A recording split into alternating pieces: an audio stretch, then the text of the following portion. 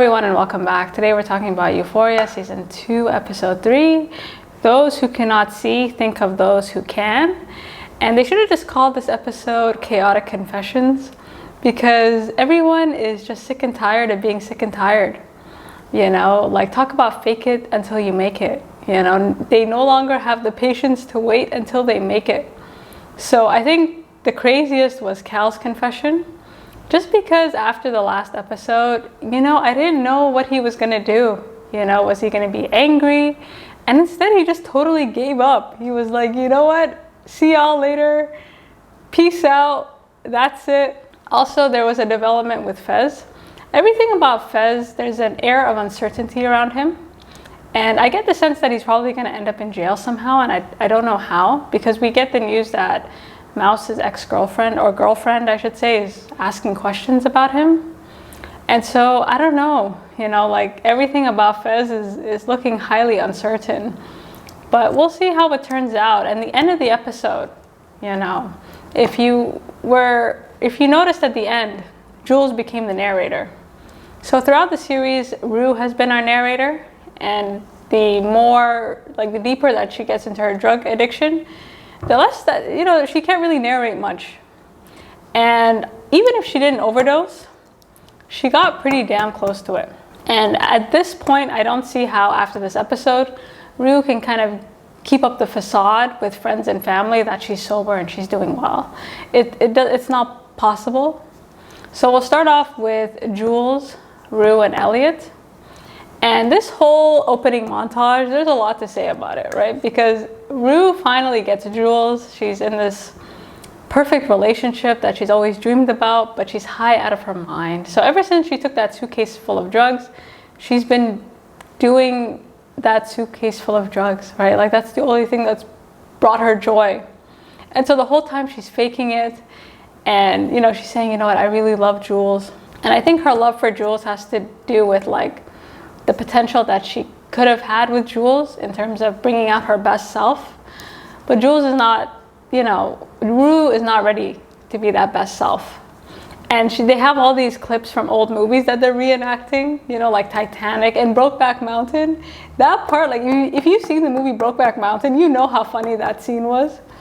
And all these movies have one thing in common, which is that somebody dies, right? Like, all these relationships are relationships that had to be hidden. You know, they couldn't really love each other as they wanted to their full potential. So I don't know if that's foreshadowing that somebody's going to die, or this relationship is, you know, metaphorically going to die. And this whole bit about Rue faking her orgasm, I mean, it was just classic faking. And I think Rue is going through the motions where she wants her to, she's trying to be a good girlfriend, but Jules can feel like there's something wrong. You know, like, it's not connecting. There's something not right about it. And she's like, did you fake it? And Rue's like, no. And it was just so cringe and highly hilarious. And this whole friendship with Rue, Elliot, and Jules, I think Jules has a crush on Elliot, and it's obvious. And this whole friendship thing is you know, she needs somebody else to talk to. And they have this kind of lustful attraction between the two of them. And, you know, when she's telling him about the orgasm and they're flirting and they have the whole, like, this is how you give head. Again, I think Jules is not getting what she wants from Rue. And Elliot seems stable. You know, he seems like a guy next to Rue. He honestly seems very stable. And Elliot, again, he also confesses this episode, right? Like, he can't in good faith be Jules's friend and Rue's friend and be lying. Right, so throughout the episode, he's trying to cover for Rue as much as possible, but it gets to the point where it's nonsensical. Like, he had to confess. He's like, she's on drugs. I'm sorry. You know, and there's a scene that demonstrates this beautifully, because in one of the scenes where they're all hanging out and dancing and chilling, and I have to say the soundtrack is on point. Yeah, at one point Rue says, oh, I need to go to the bathroom. And immediately Elliot's like, I have to go to the bathroom. And he wipes the cocaine off the counter, right? Like, he's trying to cover for her so Jules doesn't notice that she's doing drugs. Because Elliot doesn't, you know, he's controlling himself. He's like a high functioning drug addict. Whereas Rue is like, as her sister said the last episode, right? Like, Rue is not like other people when she does drugs. She does drugs until she's not present anymore, right? She doesn't want to be present on this earth. She wants to be gone. Yeah, so he's covering, and at some point they get the bright idea to rob a liquor store. And this whole robbing a liquor store thing made no sense to me. First of all, everybody in this town has alcohol.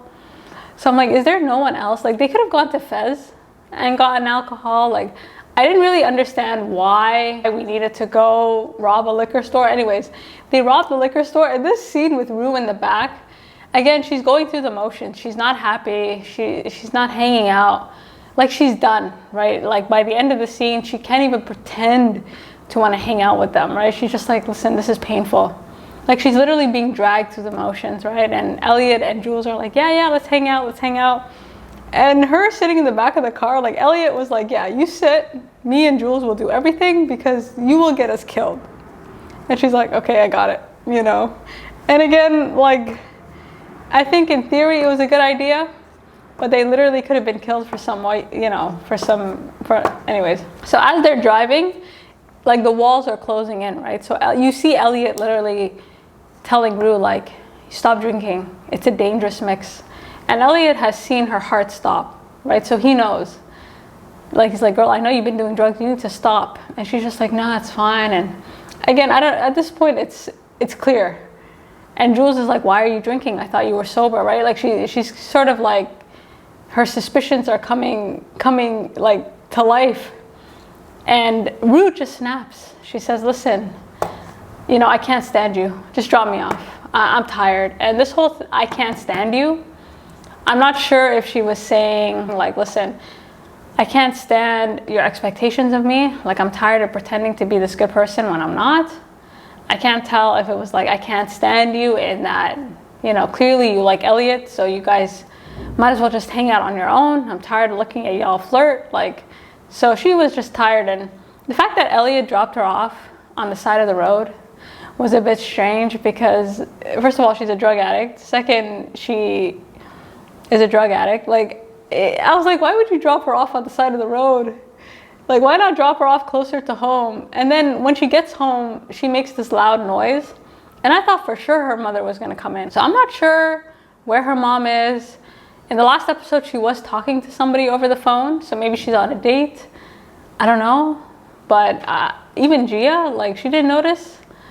Anyway, so she goes into her room. She, you know, finally she's reunited with that suitcase, that dad. She hasn't sold any drugs. And of course, she doesn't plan on selling any drugs because that was never part of the plan. And so she's just doing these drugs, you know, and she kind of floats off. You know, she floats off and she's in her room. And her room, like, the way they shoot her room, it's like, it's getting darker and darker, right? Like, you really get the sense that I don't see how she can survive this season at the rate that she's going without something very dramatic happening. And as she's sort of, you know, like as the drugs are kicking in, she imagines herself to be at her funeral, reunited with her father. And I feel like this fantasy sequence was her confession, right? Because in one of the episodes, she was saying, even if my father was here, I still wouldn't do drugs. And you see, like, all this pain that she's been pushing down, all this, like, trauma, like, it finally came out.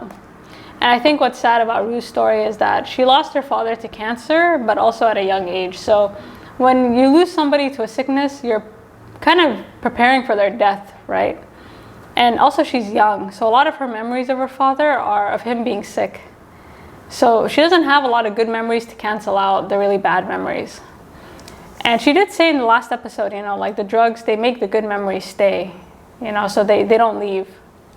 And so she's reunited with her father, and she kind of finally vents what she's saying, right? Like, I'm sorry, I'm not a good person. I'm sorry. Like, and her father's like, yeah, it's okay. Like, I'm with you. And I think, again, with Rue, she uses these drugs to try and preserve these moments, and she wants to stay in these moments, right? Like, she doesn't want to leave the fantasy. That's why she does the drugs, to try and, like, maintain these happy moments, because they're fleeting. You know, like, the pain of having to take care of a sick parent and watching him die, like, this is what takes up most of her the space in her mind. And I really thought she overdosed. And then you see her kind of dancing by herself. And then at the end of the episode, when Jules becomes the narrator. And I really like the sequence where the things that Rue's father was saying to her, she starts saying, like, the lines keep getting repeated until Jules takes over. And it's clear, like, because Rue is still in the fantasy. She's still high at the end of the episode. She's still hugging, you know, her father, and I think, again, she doesn't want to get out of the fantasy. So if she doesn't overdose, she definitely got, you know, again, there's no way that she can keep up the facade. You know, she definitely got damn close to it. You know, she's tired. She's tired of pretending. You know, she's tired of, you know, going through these motions that make her feel nothing. And the drugs are the only thing that can, you know, unlock these feelings that, you know, temporarily at least allow her some release, instead of going through, you know, relationships and friendships that, you know, she's trying to make everybody happy, but she's not happy. And another person who's done is Cal. Cal and his confessions. Like, his confessions were the best thing out of this whole episode. Like, Cal, he really set me. You know, after the last episode, I really thought, like, he was gonna kill Nate. I thought he was gonna confront him. I thought he was gonna blow up his game, but no, he was just like, I'm tired.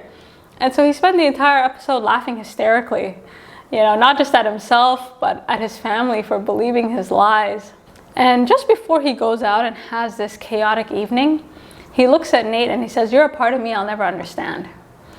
And I think after discovering that Nate is in love with Jules, it clicked that Nate is living a double life similar to his, or, like, you know, is down that road. And so, you know, he never got the chance to figure that part of himself out, right? And Nate is kind of going through the same thing. So when he said that to Nate, he was really talking about himself, right? He's like, he doesn't understand a part of himself. And so Nate is looking at him like, okay, just wear a seatbelt, like, get out of here. And he laughs. He's like, okay, Dad, like, why am I even here? So he takes his Jeep, he goes for a ride, and he's lucky he's in a dead-end town, because he should have died. Like, I thought for sure there was some scenes when Cal was driving and Elliot, Jules, and Rue were driving, and I thought they were gonna collide somehow, like something was gonna happen, but nothing happened. So Cal, how he survived in one piece, I mean, is beyond my understanding. He goes back to the bar that him and his best friend Derek went before they parted ways. And this whole scene of a drink before the war, you know, he misses Derek. And I think he kind of misses his youth. And it's not so much that he misses Derek, it's more he misses the opportunity to discover himself.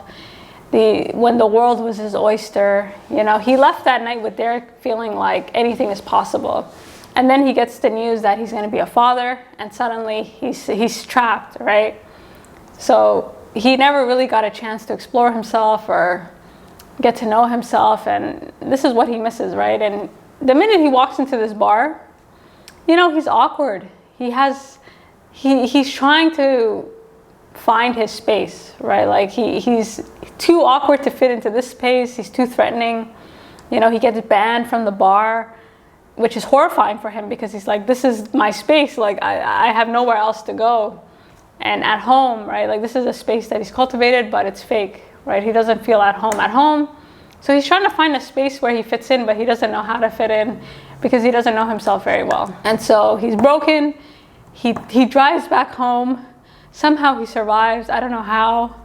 And he confesses. He walks into the house. He pisses on the floor as if to say, like, I have no respect for anybody in this house. We see his privates are out. His wife is yelling at him, like, put your pants back on. And he confesses, you know, he tells them everything. He says, you know what, I am who I am. You're not gonna tell me what to do. And he tells them everything, you know, like, how many men do you think I've slept with? You know, I'm a man, I can do what I want. And this whole, like, I'm a man thing, it's really interesting, because he says, if I was sleeping with women, you wouldn't say anything. But if I'm sleeping with men, this is your problem, right? Like, you guys don't care about me. And he starts exposing secrets, right? He starts exposing his whole family, his wife, and these letters that she's kept. You know, his other son, who I guess watches really graphic porn online, some really violent stuff. And the worst of it is he confesses to Nate, like, listen, I don't like you. I hate you. I've always hated you. You know, you are my biggest regret. And Nate has always known this, but he, you know, I think hearing it from his father will add, you know, the beginning of the end. And Cal has all these secrets, right? Like, he knows everybody's secrets. He knows what everybody's doing. And nobody knows what he's doing. You know, nobody's ever thought to look into him. And nobody's ever really thought to ask about him, if he's okay. Nobody cares. As long as he provides and he goes through the motions, that's all people care about. They don't really care if he's okay. And he's like, you know what? I'm out here keeping secrets. Why am I hiding? You know? Like, he comes out with it. He's tired of having secrets, and he tells his family, like, it is what it is. And he bids them farewell. And this whole farewell with him taking the picture off the wall and walking out, he deserves an Emmy for this. He's like, goodbye, assholes. Like, I hate you all. I can't stand none of y'all. You know, yeah, peace out. Like, he pieced them out so hard. And I'm not sure what he was saying. Like, I'm gonna, you know, I'm leaving town. That's the thing. He keeps talking about double lives. You know, he no longer wants to live this double life. And his biggest beef with his son Nate is that his whole life is a lie, right? Like, he's ending the cycle here. And so I don't know whether he's gonna live this double life in a different city or in the same city. That's the problem, right? And Nate's fear has always been that. That's the thing. Their fear isn't so much that Cal has all these secrets, is that his secrets is going to bring them all down, right? Like, bring yourself down, but don't bring us down with you. And that's Nate's fear. And now it's coming to life because he spent the whole episode covering, you know, as much as he hates his father, he wants that disc back. You know, he can't really, the thought of his dad's perversions coming out is not something that he can live with. And watching his father just confess like this, I think just broke him. And so Nate has been trying to, you know, get back with Maddy, or like kind of, you know, ease his way back into her good graces. And before we talk about that chaotic birthday party, Nate and Maddy have an interesting conversation, which really goes well with the end of the episode. You know, Nate and Maddy have had such a chaotic relationship. And Maddy asks an interesting question. She doesn't ask him, like, do you love me? She asks, do you feel loved by me? And that's an interesting question to ask somebody, like, do you feel loved by me? Because people have different ways of showing love, right? And you do the best you can with the awareness that you have. And Nate says, yeah, you know, you're cruel and you're smart. And he's only known love in that context, right? That's his father, like everybody in his life has shown him such a, you know, sort of this love that's quite toxic. Like this, his father doesn't really love him, but he's obligated to take care of him. Maddy, you know, this toxic relationship, that's not love. And he says, you know, I don't know, to be honest. I don't know if this is good. I don't know. Like, he doesn't know. You know, so do you feel loved by me? It depends on your definition, right? It depends on what your history is. And sadly for Cassie, you know, it seems like Maddy and Nate, like the uncertainty of their relationship, their back and forth, it doesn't bode well for Cassie. And I think Nate gravely underestimates Cassie. Like, this whole conversation between Nate and Cassie was crazy because, you know, she basically tells him, like, listen, I don't care. I really don't care. I could care less. And all these characters have this image of themselves, you know, or at least they try to put up an image, even if the image is far from the truth. And I do think Nate was correct in telling Cassie, like, you have this image of yourself as being sweet and innocent, but you're not. And I agree, because Cassie, girl, like Maddy and Nate, like, they have this on and off relationship. You know, they broke up, they're together. They have a long history of doing this. So you consoling yourself, her consoling herself by telling herself, like, they were broken up is not a valid reason. You know, it more has to do with Cassie's entitlement at this point and her obsession with this man, right? Like, it's an obsession that I think is more about winning and one-upping and proving that, I don't know, it's more like the chase, I feel. Because when she told him, I don't care, and you guys shouldn't be together, and I'll do what I can to end this. Cassie's in a weird position because she's still recovering from that abortion, and she really regrets that abortion, right? Like, she never wants to be put in a position where she's made to do something that she doesn't want to do. And Nate is putting her in a similar position, right? And I really hope Cassie doesn't get pregnant by Nate, because that's chaotic. But I think after her experience with her ex, Cassie's in that place where, like, I'm not doing what I'm told anymore if it makes me feel bad, and I'm gonna push back, because the worst has already happened and I have nothing left to lose. And I don't think Nate clocked that. And Nate's whole strategy is to tell people that he loves them. You know, the way he weaponizes I love you is really interesting. Like, I love you. Like, when he said I love you to Cassie leaving and she just looked away, I was like, same. Like, you know, he just says it and it has no power, it has no feeling, because his actions are so contradictory to the point where it's hard to take him seriously. And so we get to Maddy's birthday party. And Maddy's birthday party took place in Cassie's house because of the alcohol. So Cassie's mom provided the alcohol, and I guess that's why. This whole party was chaotic because Cassie totally broke down. You know, she's been breaking down. And her breakdown is so obvious. You know, it's obvious to Lexi, it's obvious to her mom. And I think Maddy does actually recognize that there is something off with Cassie, and it's not just her being single. And we get to this hot tub scene, and this whole scene in the hot tub was really like a lot, because before the hot tub scene, Cassie is, you know, there's this montage of a drink before the war, and there's what you think you look like drunk and what you actually look like, and Nate and Cassie are just looking at her like, are you crazy? And she's done. Like, Cassie is just seeing Nate and Maddy together, that was it for her. And they get into the hot tub, and Maddy was doing the most. Right? Like, she I don't know if you peeped that, like, she was looking at Cassie and really talking. Like, she started really confessing, you know, like, all these things you've said to me. I want to be with you, I want to have your baby, I want to, like, really kind of emphasizing the fact that they're endgame. And Cassie just threw up, right? She threw up because she couldn't stand it. And I really don't think I don't see how Maddy can't, you know, suspect something. But by kind of like blurting out all these words and blurting out all the things that Nate had said to her, forcing him into the hot tub even though he didn't want to go into the hot tub, you know, just to air their dirty laundry. Again, I think the point Maddy was trying to make is that you're mine forever, you know, like, it doesn't matter what you do outside of this relationship, like, you know, you're not going anywhere. But you guys let me know what you think about that. Cassie throws up, she's totally done. You know, she's saying, I'm sorry. And of course, what she's sorry for is having an affair with a man who is a total sociopath. And that's how we kind of end the episode. So these last few shots of the episode, you know, like Kat and Ethan. So I'm just going to touch on a few things before I end this video.